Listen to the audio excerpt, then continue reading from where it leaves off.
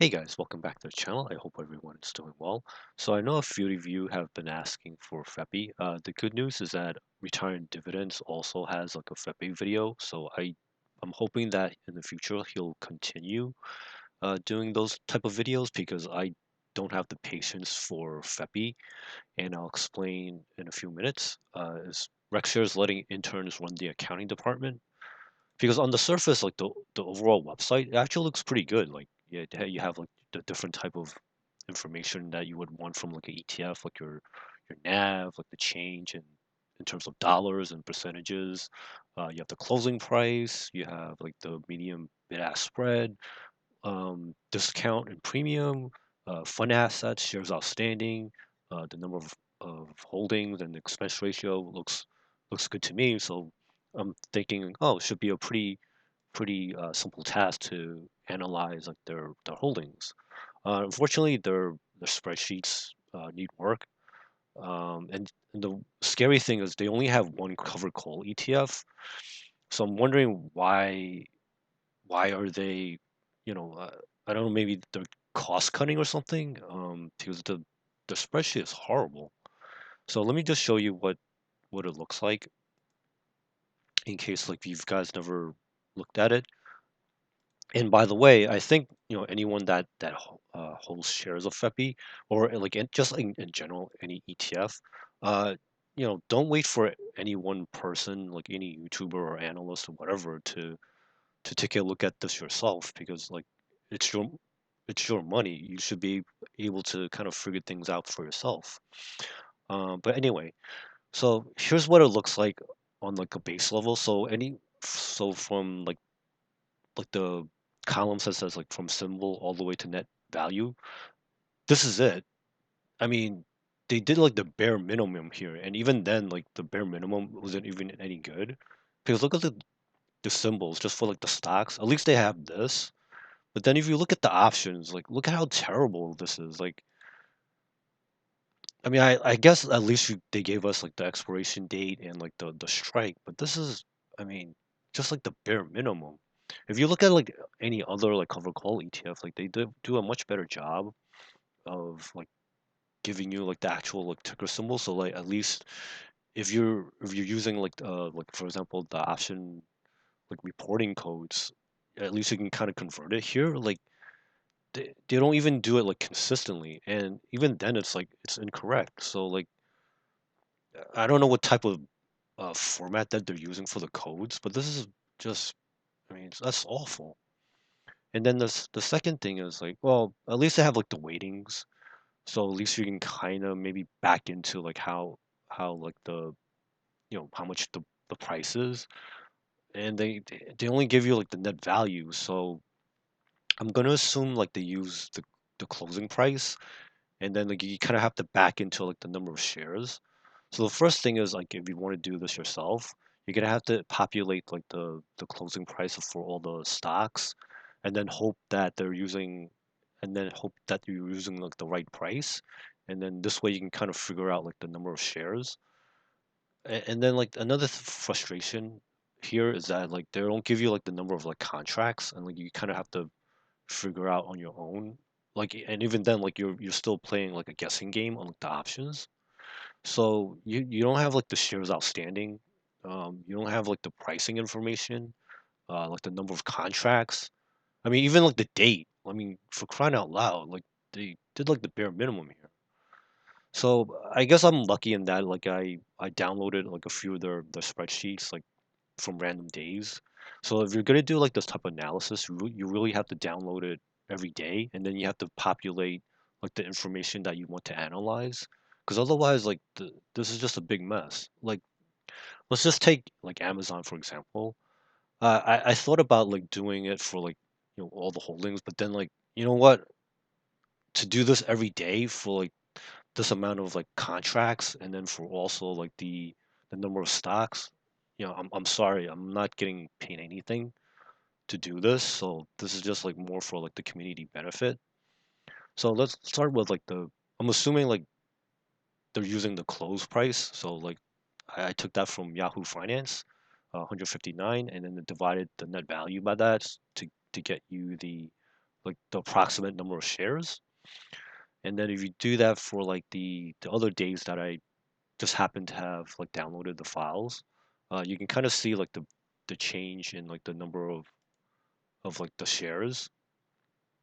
So right off the bat, you see a problem here that the number of shares isn't consistent from like day to day. So you have like a small issue in terms of, I guess, like doing the type of analysis.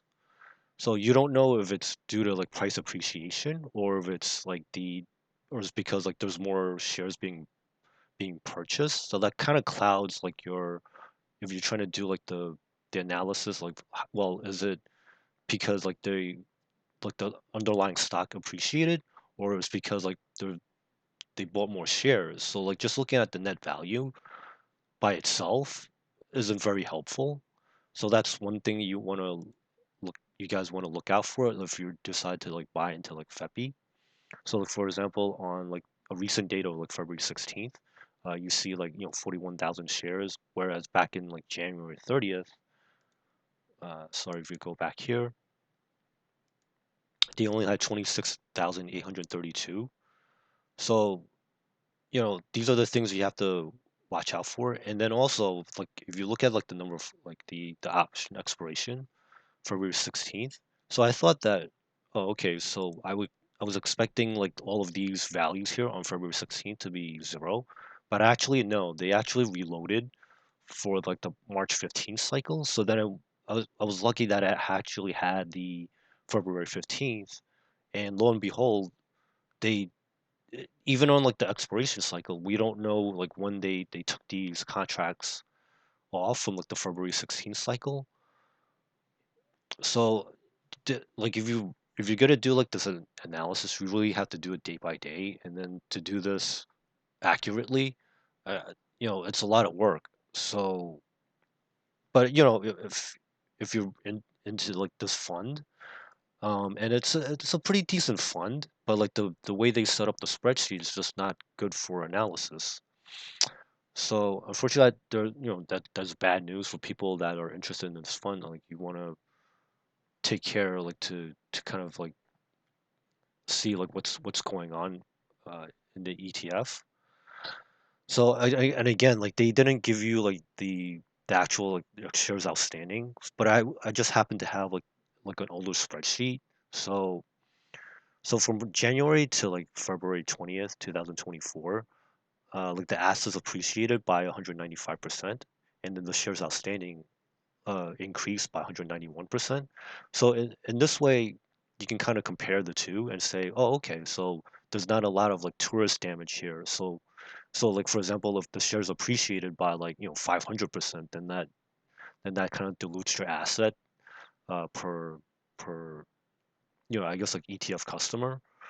So this is the kind of like the good news here that so far I guess because like the amount of work that you have to do to analyze, uh, I guess like just be careful because like in the future, if people find out that, oh, okay, so it looks pretty good, uh, the assets and the shares outstanding are appreciating at like a comparable rate, uh, that means it's a good. To me, it means that it's a pretty decent ETF. But then also watch out, like as soon as like people find out about this fund, like people are gonna crowd in, so you want to be aware of this. And then also, I just did like a summary of like the stocks and cash and options because I just don't have the patience anymore to do it like sell by sell. So just to give you like a quick appreciation for like the dates. So look, the stocks. This is good news. Like they appreciated by 64% in aggregate. But again, this is hiding the fact that it's not all price appreciation. Some of it's just because like they bought into like more shares. So this is kind of like a this could be like potentially misleading. So this is why you have to kind of look at it day by day. The amount of cash also appreciated by 48%. Just in aggregate. The options, interestingly enough, is kind of held flat. It's only like the amount of like premium that you're getting is only grew by like 2%. So this could be a potential issue in the future. That means like like option volumes are or like the implied volatility is kind of skimpy. So there's not much more juice to kind of like flow in. And I just did like a quick return on assets like for like the basically divide like the options premiums divided by like the stocks just to give you like a quick return on assets. It's not like the greatest. And in fact like it's kind of trending down over time as you expect because overall implied volatility is going down. And sorry, there was another typo here. So I was wondering like how like what's the monetization principles because it looks like they took it off like a few days before like the actual expiration.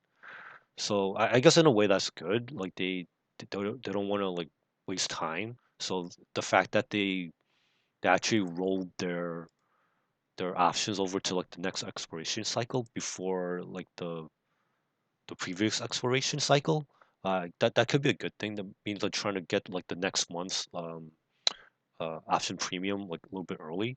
But again, I don't know what date because I don't have like the files anymore.